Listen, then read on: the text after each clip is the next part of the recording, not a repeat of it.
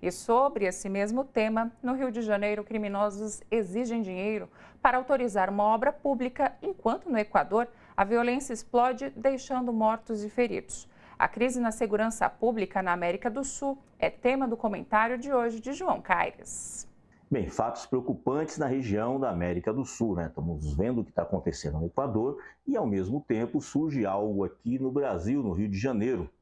onde a bandidagem diz que não vai permitir a construção de uma obra caso a empreiteira não pague R$ 500 mil para eles. Uma obra de 65 milhões de reais da Prefeitura do Rio, onde o prefeito Eduardo Paes fez a denúncia e disse que não vai aceitar. O mais, assim, algo para a gente refletir é que coisas assim no Rio de Janeiro, pode ser que tenha em outros estados, mas no Rio de Janeiro é mais evidente, teve inclusive filmes, né, contando sobre essas histórias do Rio de Janeiro, é o caso das milícias que cobram, né, TV a cabo, as chamadas TV a gato, como o pessoal falava, internet, gás, tudo tinha que pagar um percentual para a chamada milícia, assim como os comerciantes também para trabalhar e pagar pedágio e tudo mais, e até hoje não se resolveu, né? Porque os governos do Rio vêm se alternando,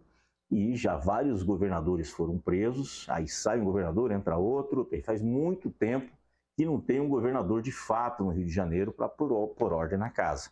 Infelizmente, o Rio de Janeiro ficou assim nessa bagunça. Eduardo Paes, prefeito, futuro provavelmente candidato a governador, disse que não vai aceitar e vamos ver o que vai acontecer, né? Não se deve aceitar isso mesmo, de jeito nenhum, nem para as empreiteiras e nem para a população em geral que sofre esse tipo de assédio. E voltando ao Equador, é algo meio que parecido, estão tentando transformar o Equador como aconteceu no México, um narco-estado, apesar da gente não ter um histórico de produção, né, de narcóticos lá no Equador, diferente da Colômbia do passado, da Bolívia, a questão da cocaína, mas é um entreposto, como eles dizem, né?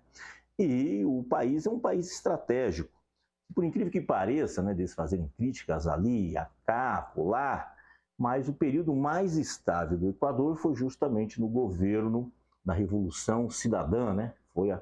governo de Rafael Correa, que fez várias coisas, inclusive retirando uma base militar dos Estados Unidos, né, colocando e dando asilo político para o jornalista Assange, que estava lá na Inglaterra, ficou dentro da embaixada do Equador, se protegendo. Depois, com a mudança de governo, o governo seguinte, que inclusive era vice de Rafael Correa, traiu a Revolução Cidadã e entregou o Assange para a justiça inglesa, que pode jogar para a justiça americana, o que, a nosso ver, é um absurdo, porque é uma pessoa que revelou várias coisas importantes para o mundo e os Estados Unidos querem prendê-lo, quem sabe até prisão perpétua. Então houve uma mudança muito grande dentro do Equador. Então me estranha um pouco todo esse movimento, inclusive Rafael Correa concordou com as medidas do atual presidente, ele é totalmente oposição a ele, mas concordou com as medidas, mas tem algo estranho. O embaixador americano lá, que esteve muito ativo nas eleições, inclusive fazendo declarações, apoiando o candidato da direita, criticando a Revolução Cidadã, revolução essa que manteve esse país muito mais estável do que está atualmente, e ele estava numa reunião de gabinete de crise que o presidente atual pediu, né, para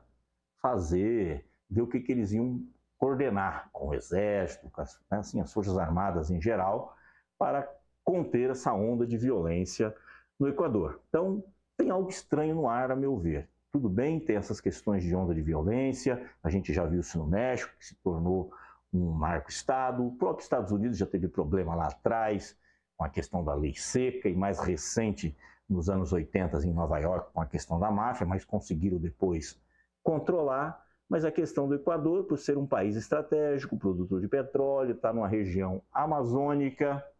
já teve base militar americana que foi tirada, e o mais estranho de tudo é que os principais jornais aí,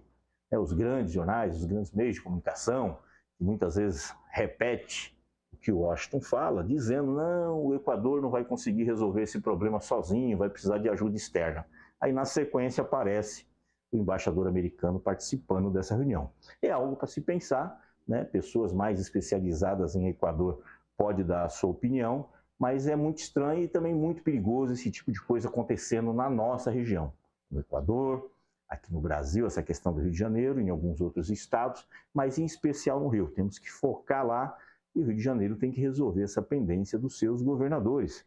ter uma sequência de fato para que a segurança pública seja feita de verdade.